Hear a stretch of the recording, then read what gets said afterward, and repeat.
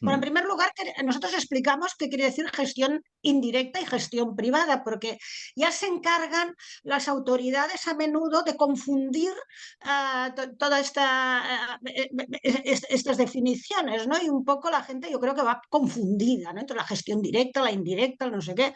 Bueno, son las entidades que siendo públicas se acogen a la gestión del derecho laboral y no del estatutario que explicaba antes Ricardo.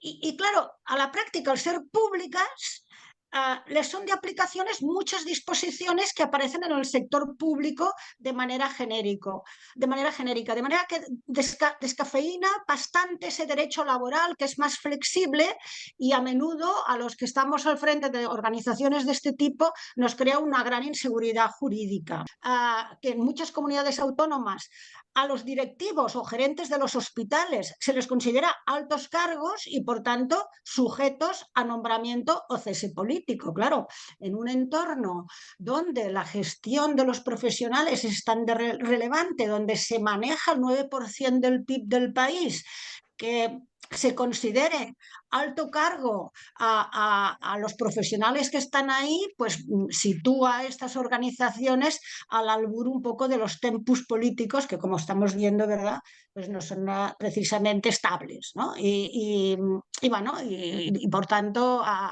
sometidos a un, yo no diría que a un ajetreo de cambios, sino más bien a una paralización de reformas, ¿no? Y finalmente nosotros también hablamos de que el sector privado pues, dispone de instrumentos que permiten adaptar más los perfiles profesionales a las necesidades. También nos deberíamos preguntar por el auge del sector privado cuando formalmente parece que tienen menores condiciones o menores salarios, ¿cómo es posible que estén atrayendo y reteniendo tanto a la gente? Pues probablemente porque tienen una flexibilidad y una capacidad de perfilar mejor que el sector público o la gestión indirecta. Un poco lo que decía Ricardo antes, ¿no? El sector público no perfila para nada un puesto de trabajo. Claro, el adaptar las características del profesional a las características de la necesidad y encajar bien, pues es una garantía, primero seguramente de resultados, pero sobre todo de continuidad, ¿no? Ha habido una interferencia progresiva de las leyes de acompañamiento presupuestarias, donde al considerar legislación básica los temas de recursos humanos, pues esto ha restringido que organizaciones que a través del convenio colectivo podían ser más específicas y más flexibles, ¡pam!, esto se lo cortan, ¿no? Creando además en muchas ocasiones problemas serios, porque a lo mejor hay convenios que se ha acordado algo que de pronto no se puede cumplir por la disposición de la ley de acompañamiento, ¿no? A mí me sorprende con lo pejigollosos que son los políticos con esto de la autonomía y tal y cual, ¿no? Que no se metan con la ley de acompañamiento esta, porque es fundamental, ¿no? Si te declaran como de ley básica o disposición básica la gestión de todos tus profesionales en tu comunidad autónoma, pues es que me parece, curiosamente nadie dice nada, nada, ¿eh? Sí, es una cosa sorprendente. Victoria Camps hizo el informe Sí, sobre sí, la viabilidad ética de la propuesta del Clínic, o sea, de Barnaclínic, y a mí me parece muy interesante aquel informe de sí, Victoria Camps, sí, porque al final desvela que una iniciativa de este tipo no sí. solamente es buena para los profesionales, es que es buena para los pacientes, porque libera también espacios de la lista de espera. Bueno, en cualquier caso, creo que leerlo porque a mí me Sí, pareció sí. interesantísimo. Y es que em, contra esa presión permanente que tenemos de las normativas básicas, de la obligatoriedad de pasar todos por el mismo tubo, también hay una variable que yo creo que en nuestro caso, y hablo también en nombre de Olga, en nuestro caso a veces también nos hemos tenido que enfrentar a ello y a veces tienes que ser un poquito valiente, tienes que romper a veces algunas reglas.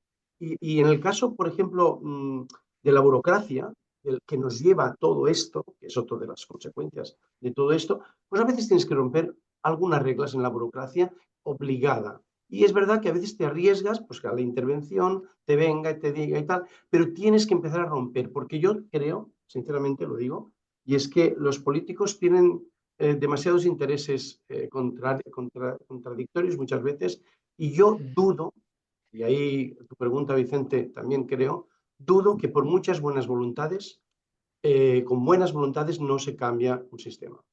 La buena voluntad está bien, pero al final se tiene que operativizar. Y la operativizar se tiene que hacer realmente en el hospital, en el centro. Y ahí me temo que también necesitamos un poquito más de valentía y un poquito más de romper algunas reglas. Creo que necesitamos romper reglas. Y en el proceso de selección, simplemente deciros que una de las cosas que dice nuestro artículo, que un comentario que ha hecho Olga, pero yo lo quería ampliar, es que es cierto que nosotros tenemos una regulación que nos está cada vez más acercándonos a lo que es un concurso oposición como gestión indirecta. Pero también es verdad que tenemos capacidad de hacer procedimientos más abiertos de los que hacemos. Y acabamos haciendo todos lo mismo por miedo a la intervención, pero también por miedo a las impugnaciones, todo un procedimiento de igualitarismo que también nos está llevando también los sindicatos y hasta los propios responsables políticos, que nos acaban diciendo no te enfrentes, paz social, aquí no pasa nada y mejor no cambies. Creo que ahí yo también apelaría a la valentía para hacer cambios.